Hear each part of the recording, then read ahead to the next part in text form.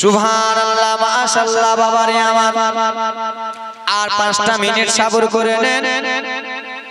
আমার দয়ার নবী চাচা আবু তালেবের কাছে যখন থাকতে লাগলেন বাবা গো তখন আবু জেহেলের দুশমনি হয়ে গেল আমার এই ভাতিজাকে আবু তালেব আদর করে রে কেন এই ভাতিজার কপাল থেকে নূরে মুহাম্মাদি চমকাই এই ভাতিজার কপাল থেকে এত আলো চমকায় এই ভাতিজা নাকি আল আমিন রয়েছে আল আমিনের মানে কি জানেন আল আমিনের মানে কি আলামিনা মানে সত্যবাদী আবু জেহেল বলতে লাগলেন আমারে আব্দুল্লাহর বেটা আব্দুল্লাহর বেটা মুহাম্মাদের কপালে যেন নূরে মুহাম্মাদি চমকায় আব্দুল্লাহর বেটা নাকি আল আমিন রয়েছে আল আমিনের ওয়াটা হলো সত্যবাদী যেন রয়েছে আবু জেহেল মক্কাতে একটা মিটিং করলো ওরে মক্কাবাসীরা শুনো রে বলে কি হয়েছে বলো বলো বলো বলে আমার এই ভাতিজা যেন ইসলাম প্রচার করবে আমার এই ভাতিজার কপালে নূরে মুহাম্মাদি যেন চমকাই এই ভাতিজাকে যে একবার দেখে সে নাকি দিবানা হইয়া যায় এই ভাতিজাকে যে একবার দেখে সে নাকি পাগল পারা হয়ে যায় ওরে মক্কাবাসীরা শুনো রে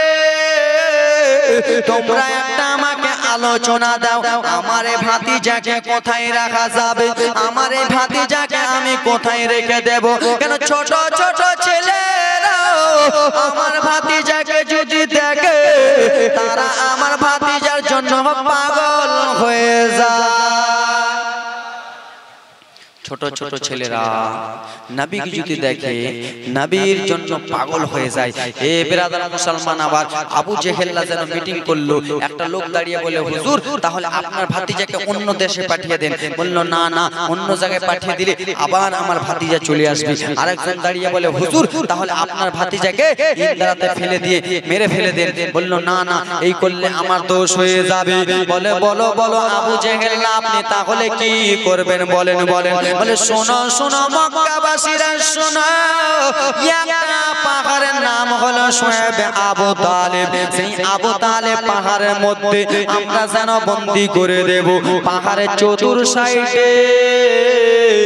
এত বড় বড় গাছ লাগা রয়েছে পাহাড়ের চতুর সাইডে এত বড় পাহাড় আছে কেউ যদি নামতে যায় পিছলে গেলে মারা যাবে কেউ ভয়ে নামতে পারবে না বাবা গো আবু জেহেল এই কথাবার্তা বলতে বলতে মক্কার লোকেরাকে অ্যানাউন্স করে দিল মক্কার লোকেরা শোনো রে যারা আমার ভাতিজার প্রেমে পাগল হয়েছো তারাকে আমি একটা কথা বলতে চাই তোমরা যদি নিজের স্ত্রীকে বিয়ে না করতে চাও এবং কি তোমরা যদি বাবা হারা না হতে চাও তাহলে তোমরা আমার ভাতিজার সব ছেড়ে দাও কিন্তু বাবা দেখো দেখো রে নবীর মুহাম্মদ ঝুঁকে গেছে তাকে যত হাজার মারুক না কেন নবীর কলমা হাত ছাড়বে না ছাড়বে হযরতে বিলাল ইসলামের জন্য কত কষ্ট করেছিলেন না হযরতে বিলালকে গরম পানি চালিয়েছে বাবা লবণ দিয়েছে তাও হযরতে বিলাল কলমা ছেড়েছিল কলমা ছাড়েনি বাবা গো আমার এই কথাবার্তা বলতে লাগলো মক্কাতে যেন অ্যানাউন্স করে দিল ওরে মক্কাবাসীরা শুনো রে তোমাদেরকে বলি যারা আমার ভাতিজার প্রেমে পড়ে গেছো তোমরা কে পাহাড়ের মধ্যে বন্দী করে দেব বাবা গো নবী মুস্তাফার সঙ্গে কিছু কিছু লোক যেন দিবানা হয়ে গেছিল সত্যবাদী হয়ে গেছিল সেই লোকগুলোকে পাহাড়ে বন্দী করে দিলেন ছোট ছোট বাচ্চারাকে বন্দী করলেন বয়োজ্যেষ্ঠ লোকেরা যেন বন্দী করে দিলেন কিন্তু বাবার সঙ্গে ছিলেন চাচা ছিলে সেই সময় ব্রাদার মুসলমান ভাত ভালো করে ছিল না সেই সময় আজকে আমরা যত নষ্ট করতেছি সেই সময় এরকম নষ্ট করতেছিল না বাবা সেই সময়কার মানুষেরা রে খেজুর আর পানি খেয়ে থাকতেন খেজুর খেজুর পানি খেয়ে থাকতেন বাবা আমার, সেই পাহাড়ে বন্দি করে দিলেন। আবার একটা অ্যানাউন্স করে দিলেন, আবু জেহেল্লা আমার ভাতিজার সঙ্গে যারা পাহাড়ে বন্দি হয়েছে, দেখো দেখো ইসলামটা এমনি আসে নাই রে বাবা, আমার ভাতিজার সঙ্গে যারা পাহাড়ে বন্দি হয়েছে তারাকে কেউ যদি অল্পটুকু খেজুর দাও তাহলে তাদের স্ত্রীকে বিবাহ করে দেব, কেউ যদি অল্পটুকু পানি দাও তাকে তাহারা স্ত্রীকে বিবাহ করে দেব। ভয়ে কেউ যেন পাহাড়ে পানি দিতে চায় না রে। পাহাড়ে একদিন নয় রে বাবা, নবী মুস্তাফা ছোট ছোট বাচ্চারাকে নিয়ে পাহাড়ে একদিন নয় 2 দিন নয় রে বাবা, 1 বছর 2 বছর নয়, পাহাড়ে 3 বছর কেমন বন্দি ছিল দেখো বাবা। ছোট ছোট বাচ্চারা বলে ইয়া রাসূলুল্লাহ নবী গো 1 বছর হয়ে গেল আগা, আমাদের পানি যেন শেষ হয়ে গেল, আমাদের খেজুর যেন শেষ হয়ে গেল ইয়া রাসূলুল্লাহ। একমাত্রই কারণ নবী গো আমরা আপনার দলে এসেছি বলে আমাদেরকে এত ভুক্কা সহ্য করতে হয়, আমাদেরকে এত কষ্ট সহ্য করতে হয় ইয়া রাসূলুল্লাহ নবী। আমার আম্মা জানদের কাছে যাই ইয়া রাসূলুল্লাহ, ছোট ছোট বাচ্চারা যেন মায়ের কাছে চলে গেলেন, মা পাহাড়ের মধ্যে এতদিন হয়ে গেল বন্দি হওয়া, মা দাও দাও দাও দাও মা কিছু খেজুর দাও দাও মা, দাও দাও দাও মা কিছু পানিটা দাও। বাচ্চাগুলোর মায়েরা বলেছিল বেটা খেজুর নাই বেটা রে, পানি শেষ হয়ে গেছে। বলে মা তাহলে কি খেয়ে নিজের জানখানা বাঁচাবো, তাহলে মা আমরা কেমন করে বাঁচবো? বলে যাও যাও বেটা রে দয়ার নবীর কাছে একবার চলে যাও। বাবা গো আমার ছোট ছোট বাচ্চারা দয়ার নবীর কাছে গেলেন, নবী গো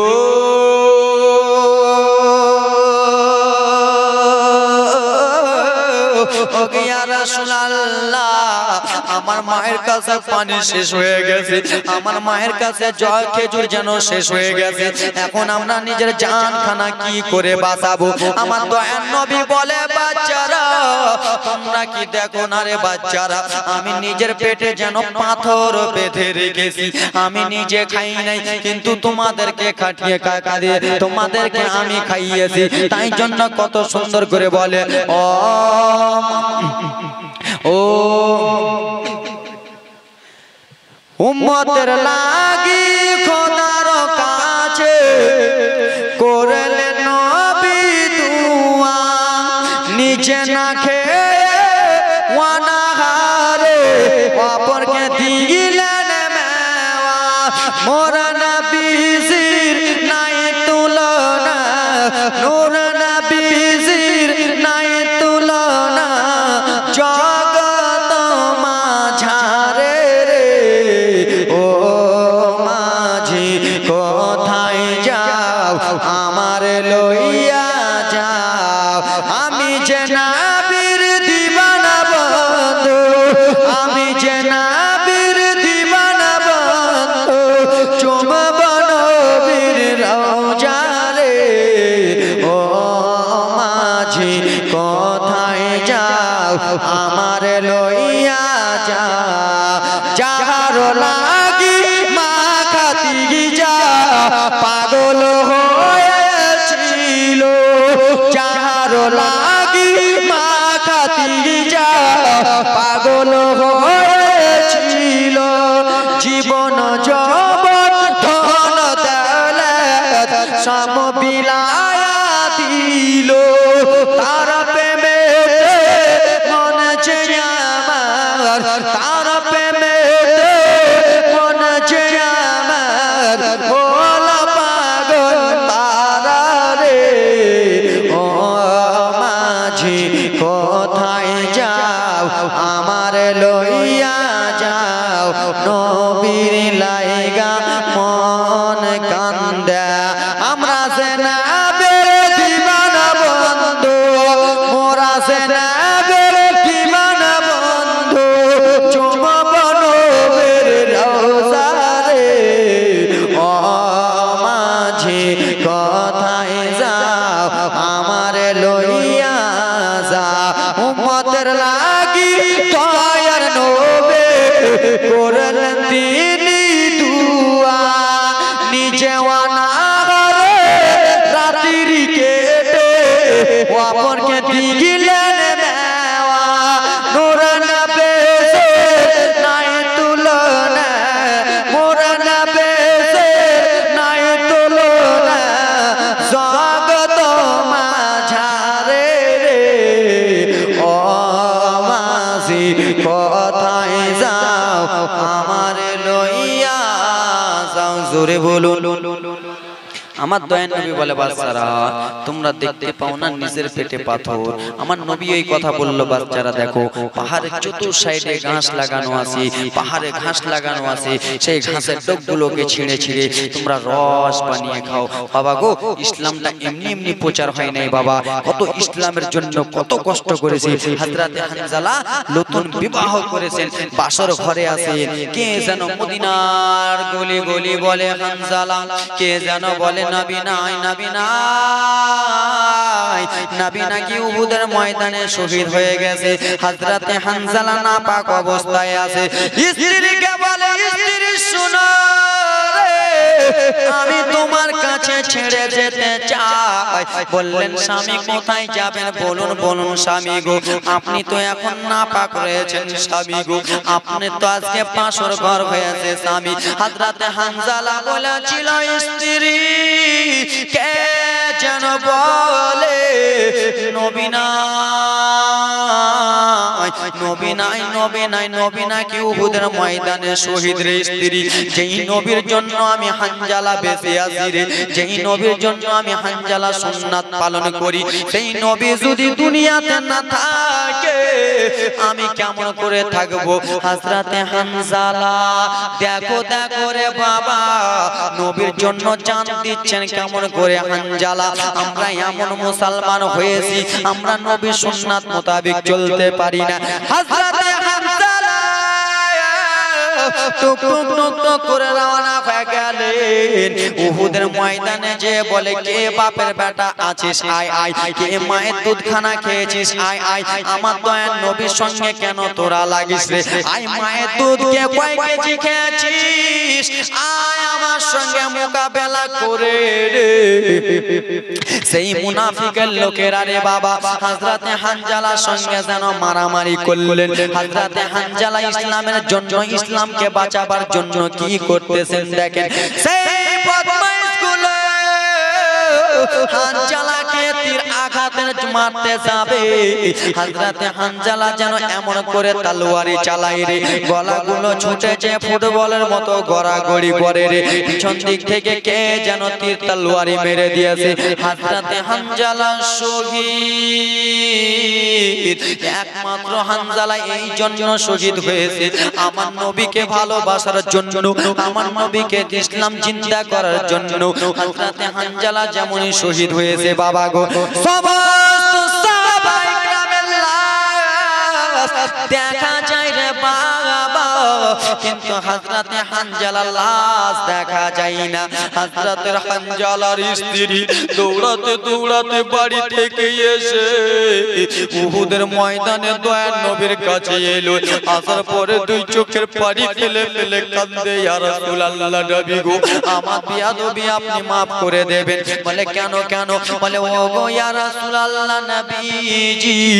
আমার স্বামীর নাম হলো হানজালা আমার স্বামী এসেছে নাপাক অবস্থায় আপনার কথা শুনে ইয়া রাসূলুল্লাহ আমার স্বামী কোথায় আমার দয়ার নবী বলে সাহাবায়ে কেরামেরা দেখো দেখো হানজালা কোথায় রয়েছে বাবা গো সাহাবায়ে কেরামের লাশ দেখা যায় কিন্তু হযরতে হানজালার লাশ দেখা যায় না হযরতে হানজালার স্ত্রী বলে ইয়া রাসূলুল্লাহ নবীজি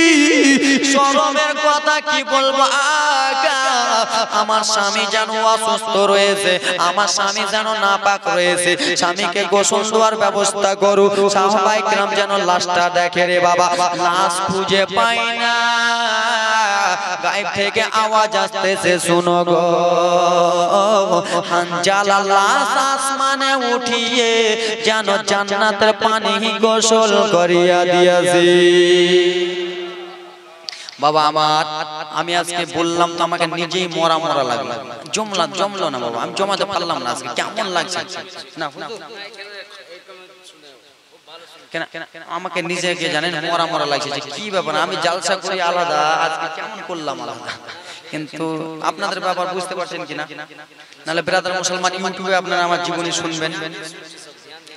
তো যাই হোক বাবা ব্রাদার মুসলমান, এখান থেকে শেষ করিলাম, কথা বলিলাম, যত বিদায় নিচ্ছে আজকের মতো। আমার দ্বারাই বাবারা, মায়েরা, বেটিরা এবং কি হুজুররা, আপনারা কেউ যদি দুঃখ পেয়ে থাকেন নিজের ছেলে ভাই বলে আমাকে ক্ষমা করে দিবেন। আপনাদের প্রতাপ বেটার বয়সেরই আমি ব্রাদার মুসলমান, এখান থেকে শেষ। আসসালামু আলাইকুম ওয়া রাহমাতুল্লাহি তাআলা ওয়া মাগফিরাহ। আসেন দুই ছন্দ বাংলা নাথ।